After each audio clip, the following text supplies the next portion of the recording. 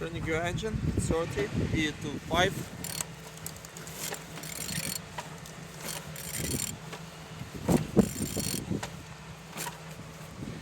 Turning good, and the front engine looks good as you can see.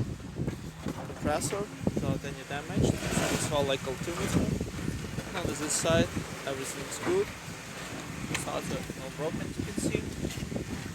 Gearbox without any damage. And on this side, everything nice. Engine's turbo in good conditions. Turbo turn.